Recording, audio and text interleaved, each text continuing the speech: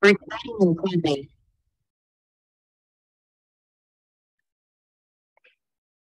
Hi, everyone. I hope you are having a wonderful and reflective Elul. I am really glad to be here to share another story with you today. This is a story about a shepherd, and he had a flute that he loved to play. And when he was done shepherding his flocks, he would sit under a tree and he would watch the sheep go by, and he would sit there and he'd pull his flute out of his pocket. He was little. He was only 9 or 10 years old, and he was just learning to play the flute. And he would sit there and he would practice and he would play, and he was really, really quite good. One day, when he was sitting there practicing his flute, he saw all of these people walking by, and he said to them, "Where are you going?" And they said, "We're going to shul. We're going to synagogue." He said, "Why are you going to synagogue?" He had never been to synagogue, although he knew he was Jewish. "We're going to synagogue because it's Rosh Hashanah. It's the head of the year. It's the new year, and we're going to go celebrate the sweetness of this year by gathering together with community, by praying, by eating round challahs and dipping apples in honey for a sweet new year." And he thought that sounded kind of interesting, and he watched as people walked and walked and walked, and he thought, wow, I'd like to go and celebrate the new year, except he didn't know how to pray. So he sat under his tree, he played his flute, he made sure his sheep went where they were supposed to go and did what they were supposed to do. And he saw the people returning from the shul, from the synagogue, to go home and to have special holiday meals with their families. And he didn't think much of it.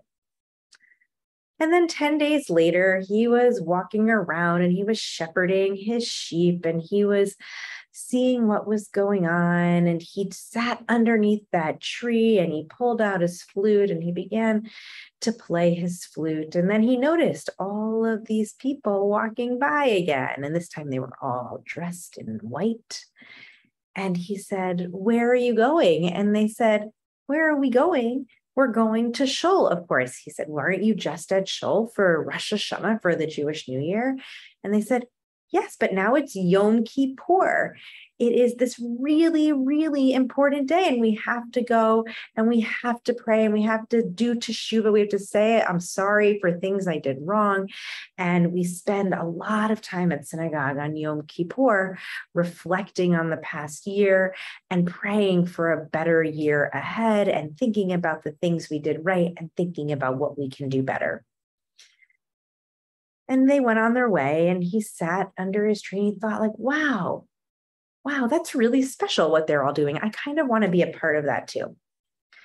So he took his flute and he put it in his pocket, and he wasn't wearing white clothes like a lot of the other people were wearing, which sometimes people do on Yom Kippur, but he had on his shepherding clothes and he felt like that's okay. So he made sure the sheep were safe, and then he walked behind the people who were there, and he followed them into the shul. And he was handed a siddur, a prayer book, and people were saying all of these prayers and they were speaking in Hebrew, and he couldn't follow along because the pages were being moved very quickly and he didn't know how to read Hebrew. And he didn't recognize the words and he didn't know the melodies, but he thought it was so beautiful. And at some point, everyone was praying and he just wanted to join in with the prayers the same way everyone else did. But he didn't speak Hebrew. He didn't even know the letter Aleph or the letter Bet. But he was so swept up in his prayers without even realizing it. He pulled his flute out of his pocket and he began to play the most beautiful melody that came straight from his heart. And he felt like he was talking to God. And then he noticed that people stopped praying. It got very quiet, and the only noise that could be heard was the noise of his flute. And he opened his eyes, and everyone was staring at him. He was beginning to feel very embarrassed. And someone said, that boy, how could that boy have been playing that instrument on this holy day? Can't he see we're all praying? He's not respecting our prayers. He's interrupting the service and he needs to leave. And other people started to murmur in agreement, and he felt very upset and didn't know what to do. And he put his flute in his pocket, and the rabbi came off of the bima and slowly walked toward the boy. And the boy thought he was going to cry.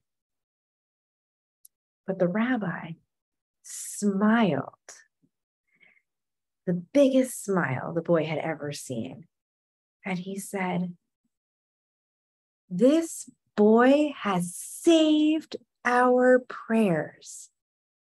I want everyone to take a deep breath, and I want everyone to notice what this boy did.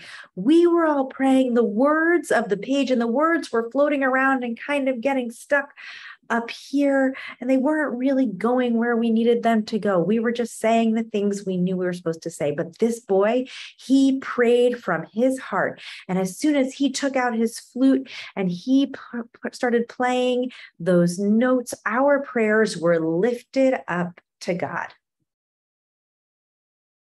He was not ruining our prayers. He was not being disrespectful or interrupting. He was praying the way we should all pray. He was praying from his heart. Let's continue to pray. And the rabbi went back up on the bima, and everyone opened their siddur, and the boy pulled out his flute, and the prayers continued to be lifted. On Rosh Hashanah, on Yom Kippur, on Shabbat, some of us come in knowing all of the words of the prayers because we have said them over and over and over again. And some of us come in really nervous because we can't follow along with the words on the page like the person next to us can.